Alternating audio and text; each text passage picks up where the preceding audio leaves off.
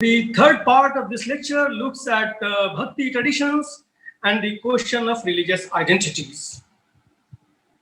Led by reformers from lower sections of the society, most Bhakti sons are coming from there, several strands of medieval Bhakti movements condemned religious rituals, criticized caste or jati-based hierarchies, notions of pollution and discrimination, and advocated the need to discover Ram, a formless God, inside one's own heart. Some traditions of bhakti are also identified as Hindu religious movements revolving around Shri Ram of Ayodhya, Maryada Purushottam Shri Ram, as an epitome of virtues and juxtaposed with forms of popular Islamic spirituality identified as Sufism. So Sufism and Bhakti are often, put face to face in terms of two separate, and differing kinds of devotional movements, which are not necessarily the case. So those saint poets such as Kabir and Guru Nanak transcended contentious political boundaries of Islam and Hinduism. They went beyond those boundaries. Religious fields were often marred by violent formations of communities, panth and sampradayas of different kinds. The gurus were involved in competitive spirituality of sorts, and this is an expression, borrowed from Aziz Ahmad, who wrote those early books on the complexities of Islam in Indian environment, studies in Islam in Indian environment. The gurus were involved in competitive spirituality of some kinds and often fed off each other in terms of appropriating ideas and attracting followers, and not necessarily to organize them as aspiring, warring communities. And it happened. In many cases, the followers completely transformed the original teachings of their spiritual gurus, and communities, panths and sampradayas, formed around them, often sought to use political power to demean and subdue each other. The terrible struggles between Muslim and non-Muslim followers of Kabir and Nanak over part of the social and historical memories over their dead bodies is a case in point. That Kabir was a Muslim and therefore he should be buried, or whether he was no longer a Muslim, he had become a Hindu and therefore he should be cremated. Same went for arguments and struggles went for the body of Guru Nanak, and this is a long tradition, written tradition, going back at least to 19th century. These saintly figures who challenged religious boundary markers and hypocrisies were to be buried or cremated depending upon which group dominated funeral proceedings and therefore control on the body of the saints. It was in the fitness of things that the bodies disappeared by miracle or design, so that these fine souls could not be easily trapped into the politics of religious identities of Hindu-Muslim kind. And this politics of religious identity of Hindu-Muslim kind goes back, long time in history, and not merely in the 19th century. There is a long prehistory of that. Now, one of the most respected scholars of Bhakti movements, David Lorenzen, whose work I will be using here to speak about Gorakhnath's interesting ideas, has explored the question of religious identities: Hindu, Muslim, Yogi, and Sant. At least these are four positions. And also there is a position of the Sufis, and Sufis were acceptable, across boundaries. These positions are to be found in the teachings of Gorakhnath and Kabir. Though much of the lives and teachings of both Gorakhnath and Kabir remain shrouded in legends, but we know these are historical figures. Kabir is there in 1510, 20, 30, in the time of Sikandar Lodi. Gorakhnath is probably an 11th, 12th century figure. So their life is full of legends. It is possible to cull out some of the essence of their teachings through compositions attributed to them since medieval times.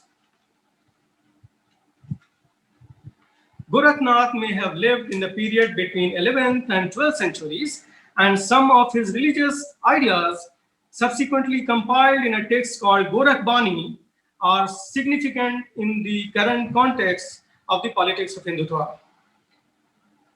As an accomplished yogi, Gorakhnath distinguished himself from formal and ritualistic Hindu traditions and considered himself closer to Sufi-oriented Islam. Gorakhnath might have been born as a Hindu, but he was a yogi and wanted to make that distinction. He says he originated as a Hindu, matured as yogi, and was a Muslim by intellect. Originated as a Hindu, matured as yogi, and was a Muslim by intellect, in the sense that Utpati Hindu, Jarnam Yogi, Akli Pari Musalmani. Utpati Hindu, Jarnam Yogi, Akli Pari Musalmani. Paying tribute to Muslim intellect might sound contradiction in terms in these times of all-round deterioration, but Gorakhnath lived in an age when Muslims were still setting standards of excellence in many fields of expertise, 11th, 12th, 13th century.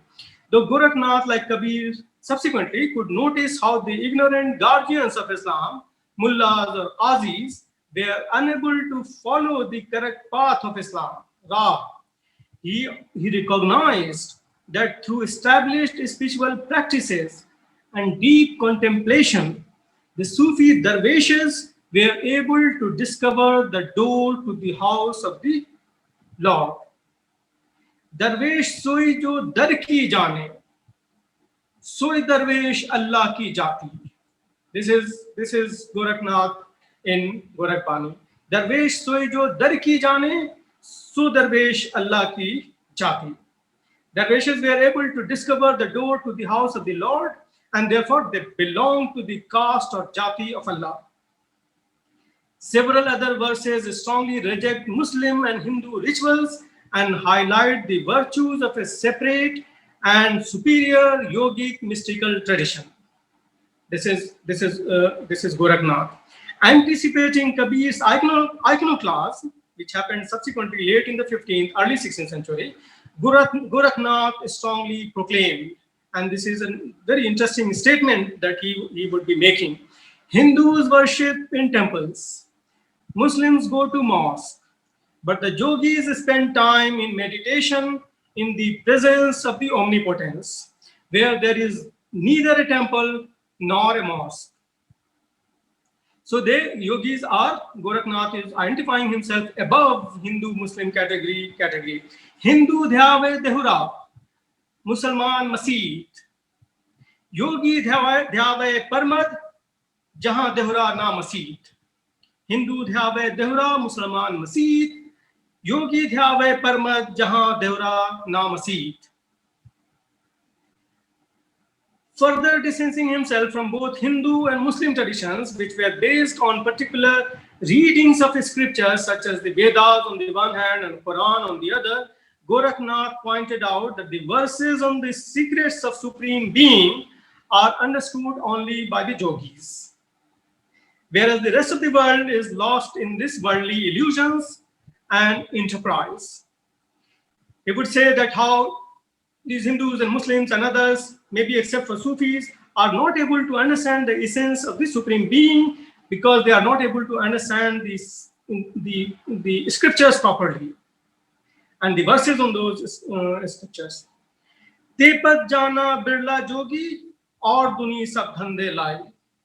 Only Sufis understand the secrets, and others are into dhandebazi, Gorakh dhanda.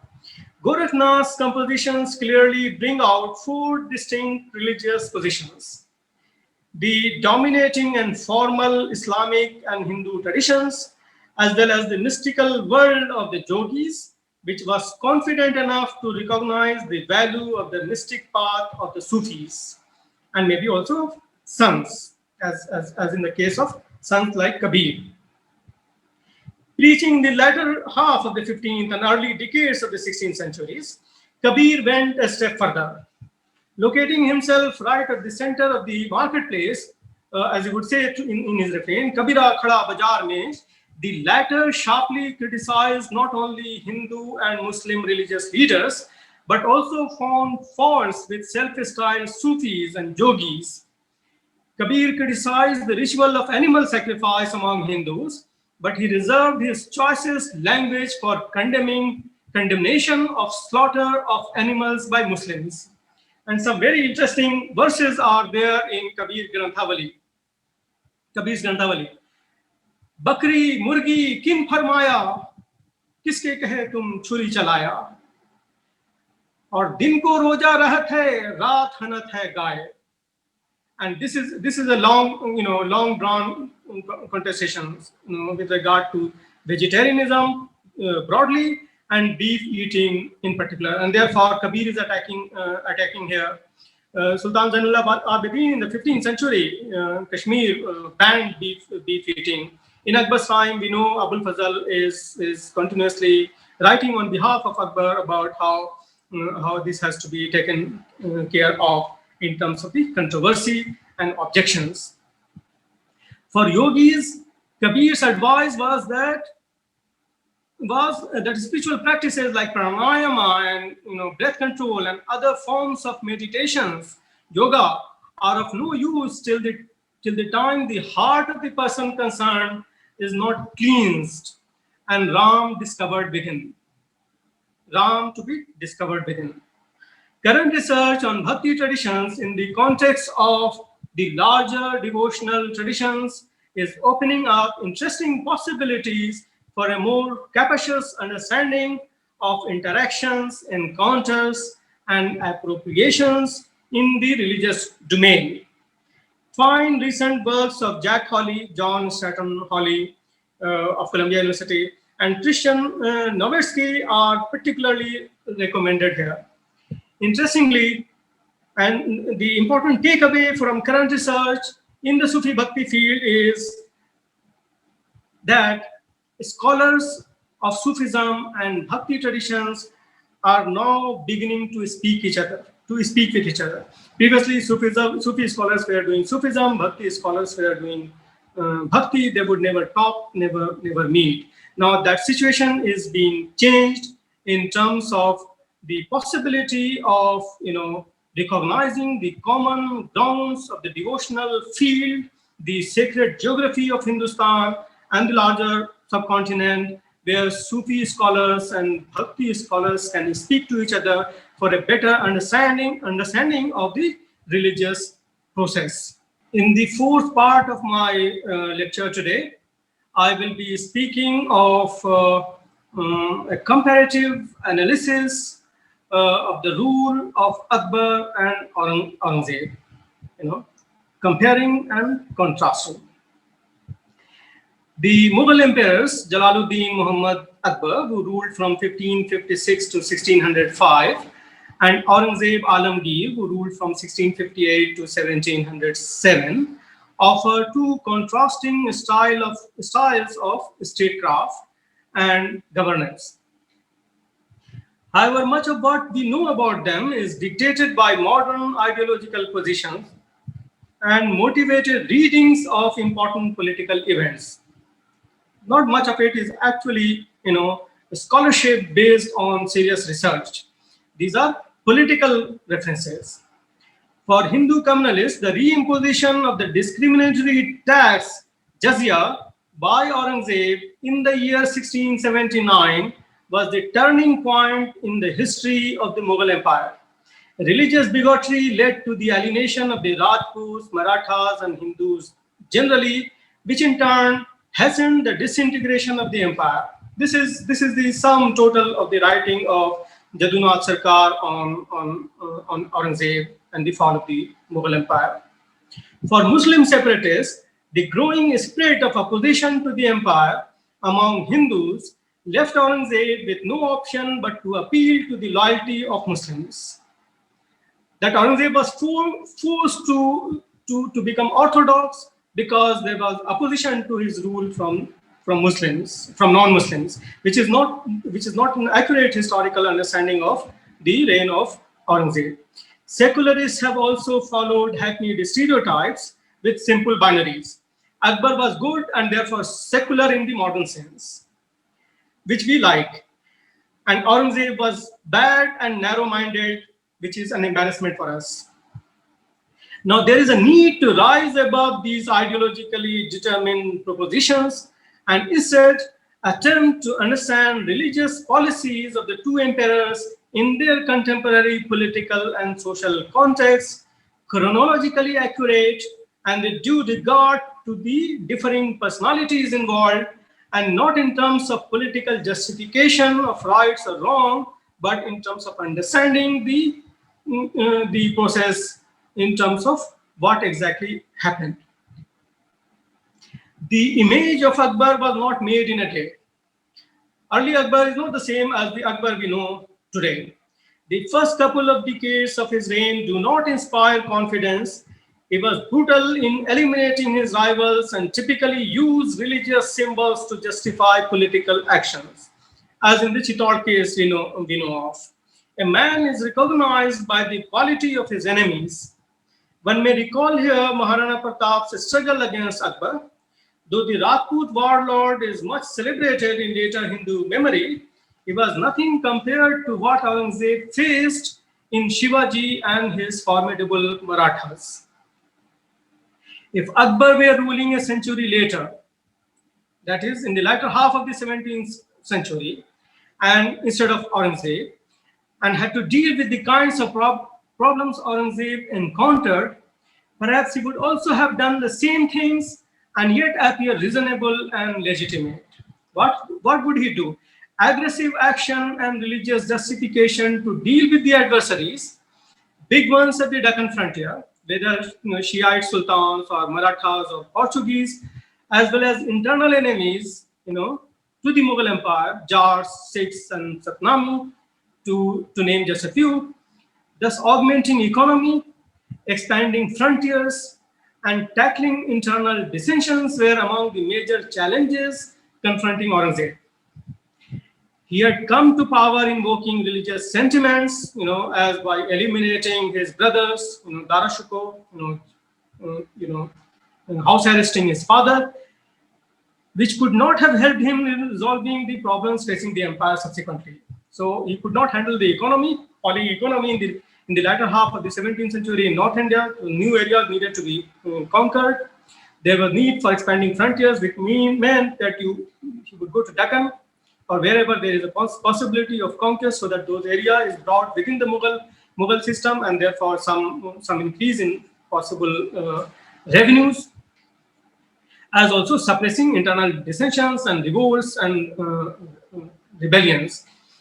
Now, invoking religious sentiments of the kind Aurangzeb did at the time of the War of Succession would not help him in solving these problems.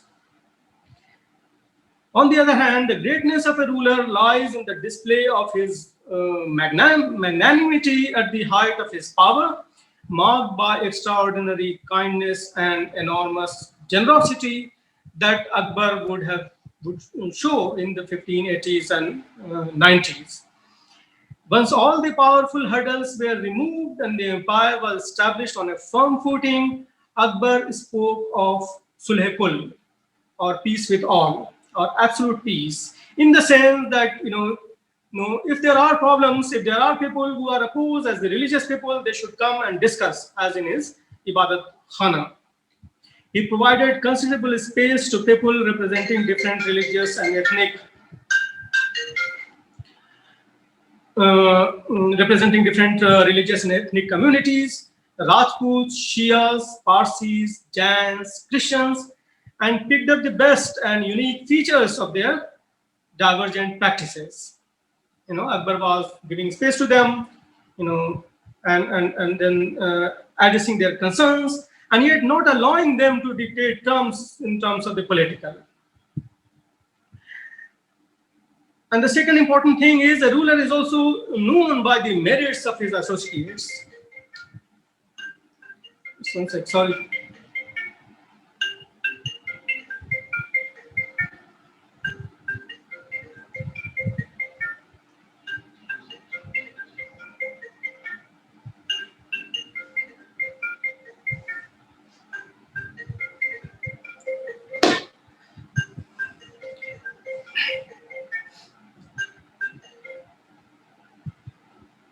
The ruler is also known by the merits of his associates. The posterity would remember Akbar through the Navratnas around them. Even though the term Navratna might not have been there in the 16th century, but over time we know them. Men of excellence in a cross section of vocation and expertise. They include polymath Abdul Rahim Khana, who was also a foster son of Akbar, revenue administrator Chodarmal, historian Abul Fazl, who wrote his Akbarnama and Aine Akbari in glorifying terms about the Mughal imperial ideology, solidified under Akbar. His brother, poet Faizi, and then technocrat Fatahullah Shirazi of Iranian origin. And the man Friday Mansi was sent to deal with Maharana Pratap and the rebellion at Chittor. Musician Tansen, poet Surdas, and jester Birbal. All of these are part of the Mughal code. Besides Ram Bhakt par excellence, Tulsidas wrote the foundational text of a refashioned Hindu tradition, Ramcharitmanas, under Akbar. Ramcharitmanas is a Mughal text. And Abdul Qadir Badayuni, a conservative Sunni Muslim scholar, was forcibly assigned the responsibility for Persian translations of Ramayana and Mahabharata. Badayuni also wrote a very interesting 3-volume history called the Muntakhabut Tawarikh, which was something of a counter narrative to the official history of Abul Fazl in the form of Akbarnama and Aine Akbari. Now, therefore, an inclusive approach to the question of religion in politics sets Akbar apart from other rulers.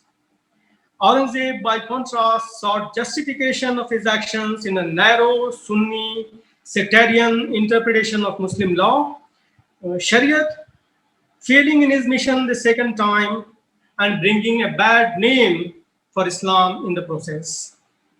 Even though the composition of his ministers show considerable diversity and composition of the nobility is very, very cosmopolitan, with a large number of Rajput, Maratha, and other Indian Mansabdars occupying high positions under Akbar, under Aurangzeb also, and his desperate imposition of jizya and some such rhetorical pronouncements created the image of a bigoted ruler who worked to establish Islam as a state religion, which was a dubious proposition. He was just interested in his rule, but he was saying that he is doing it for Islam. And unlike Navratnas of Akbar's kind, Aurangzeb gathered around himself Sunni theologians whom he otherwise disliked. He knew that these Sunni theologians were not sincere in what they were supposed to be doing in the religious field with reference to Islam, and he has criticized them. Instead of a religion-driven ideology and crude propaganda, he needed a broad political vision or an inclusive political theory. The model of Akbar was there to follow, as was intelligently done by his son and successor Jahangir, who ruled 1605 to 1627.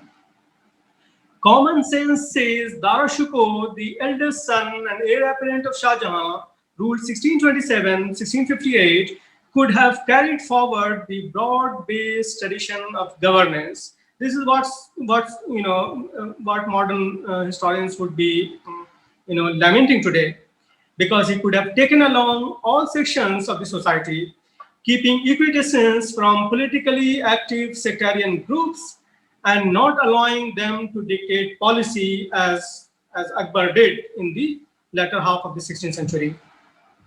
And yet religion remains important, that even Akbar could not come out of religion, as Aurangzeb did not. With secularization remaining a distant dream, rulers could work the way they liked on whims and fancies, or pragmatically.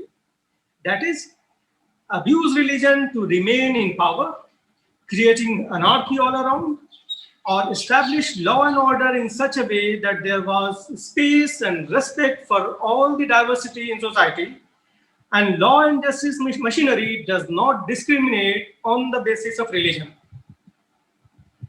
which is often not the case. Even if it's difficult to come out of the clutches of religion, as early modern European rulers were able to do, in the sense that in a very interesting lecture on governmentality, Michel Foucault has written that how European rulers of the early modern times realized that if they have power to conquer, they also have the power to control and govern the life of the people. For which they did not need the support of the church and legitimacy of their rule, etc. And therefore governmental mechanism will ensure that the lives of the people are controlled in such a way that revolts and rebellions and oppositions are crushed or subdued and kept in control, which did not happen in India. India remains India historically, and we have a 1,000 year history or longer of what we are today.